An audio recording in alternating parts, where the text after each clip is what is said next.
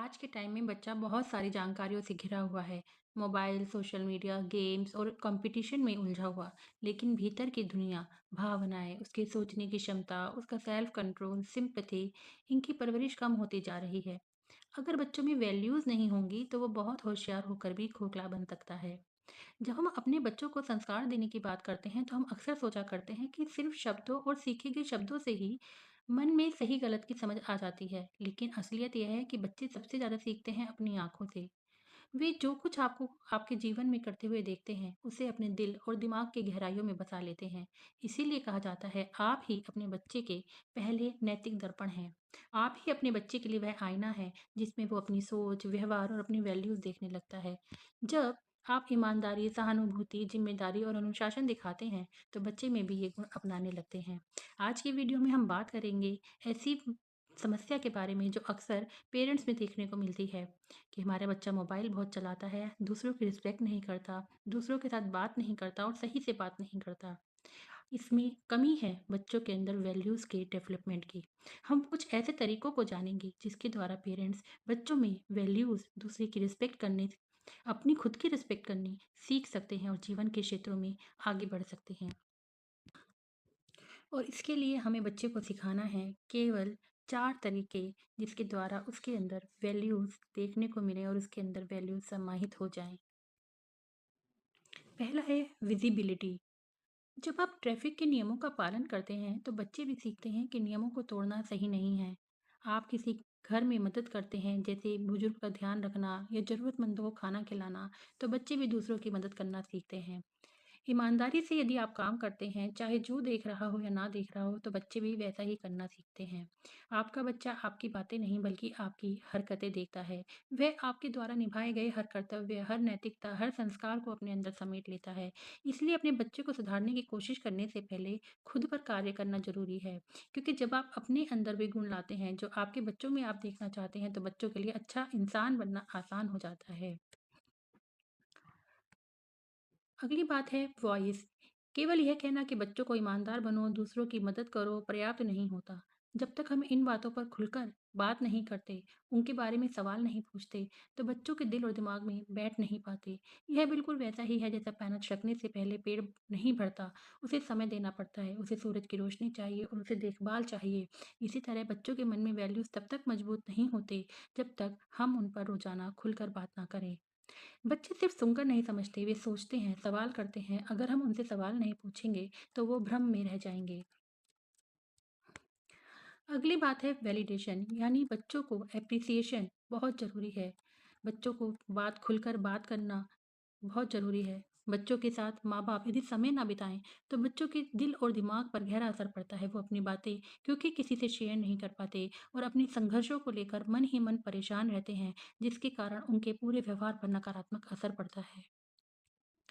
हमारे मन में गलतफ़हमी होती है कि केवल बच्चों की सफलता और बड़े रिज़ल्ट की ही तारीफ़ करनी चाहिए, जैसे तुमने एग्ज़ाम में बहुत अच्छा किया, तुम सबसे आगे हो। लेकिन वास्तव में बच्चों के दिल में सबसे ज़्यादा असर तब होता है जब हम उनके छोटे-छोटे प्रयासों और उनके व्यवहारों की सराहना करते हैं। अगर हम सिर्फ़ परिणाम की बात करेंगे तो बच्चे सोचने लगते हैं कि उनकी कोशिश की कोई अहमियत नहीं। इसके लिए आप एक एक्टिविटीज़ भी कर सकते हैं। आप मूल्य जार बनाएँ, यानी वैल्यूज़ का जार बनाएँ। एक घर में छोटा-सा वैल्यू जार रख सकते हैं जिसमें बच्चे से अच्छा काम करने के लिए स्टार या छोटे-छोटे नोट्स डालें। जब ये जार भर जाए तो उन्हें कोई ख़ास इनाम या परिवार के साथ समय बिताने के लिए कोई प्रोग्राम प्लान करें। इससे बच्चे की प्रेरणा बढ़ती है और वो समझते हैं कि अच्छे काम के लिए परिवार मेरा अहमियत देता है। जैसे अच्छा लड़का कहने की बजाय तुमने अपने खिलौने खुद समेटे, ये ज़िम्मेदारी दिखाता है। बच्चों के अच्छे कामों के लिए परिवार मिलकर उसे मान्यता दे तो इसके बच्चों का मनोभावों पर बहुत पॉज़िटिव असर पड़ता है। हम चाहते हैं बच्चों में बहुत नैतिक संस्कार विकसित हों, लेकिन उसके लिए केवल बात करना ही आसान नहीं। बच्चों के लिए चाहिए कि पेरेंट्स उन्हें अपने हाथों से अब काम करने दें और इनके वैल्यूज़ को अनुभव करने दें।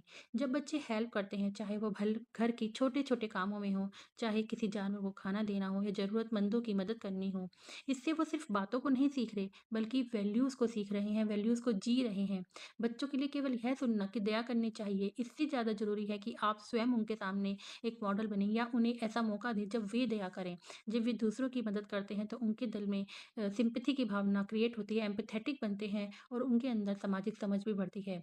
परिवार में छोटे-छोटे काम, घर की सफाई, क्लासरूम में दोस्तों की हेल्प करना, टीम के साथ मिलकर काम करना, ये सब बच्चों को ज़िम्मेदार, सहयोग और सम्मान के योग्य बनाता है।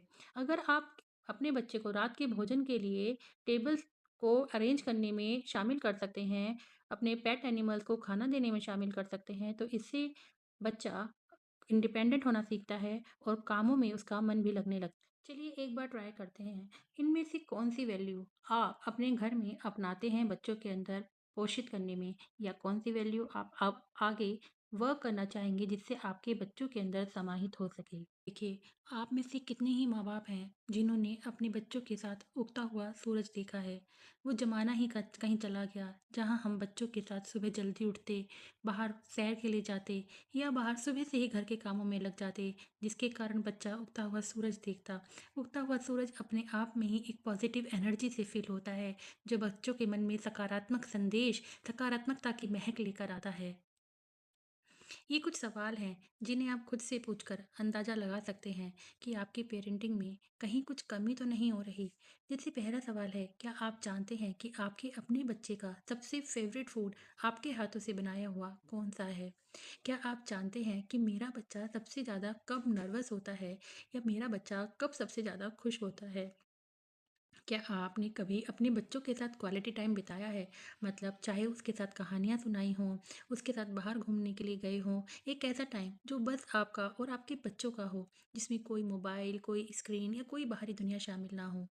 क्या आप जानते हैं कि मेरे बच्चे के लिए सबसे डिफ़िकल्ट सब्जेक्ट कौन-सा है? या इसके साथ-साथ सबसे कौन-सा ऐसा सब्जेक्ट है जिसमें मेरे बच्चे को सबसे ज़्यादा मन लगता है और वह उसमें बहुत अच्छा स्कोर करता है? क्या आप जानते हैं कि मेरे बच्चे के फ्रेंड कौन-कौन हैं, कहाँ-कहाँ से आते हैं और उनका नाम क्या है? अगर इन क्वेश्चन का आंसर है ना, तो आपको सावधान हो जाने की ज़रूरत है, क्योंकि आप अपने बच्चे को कनेक्शन कम कर रहे हैं। आपको अपने बच्चे से कनेक्शन बढ़ाना होगा और अपने बच्चे के साथ टाइम को स्पेंड करना सीखना होगा, ताकि बच्चा अपने संघर्षों को, अपनी समस्याओं को आपके साथ शेयर कर सके और समाधान पा सके।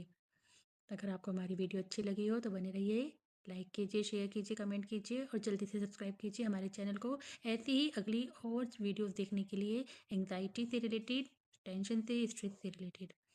और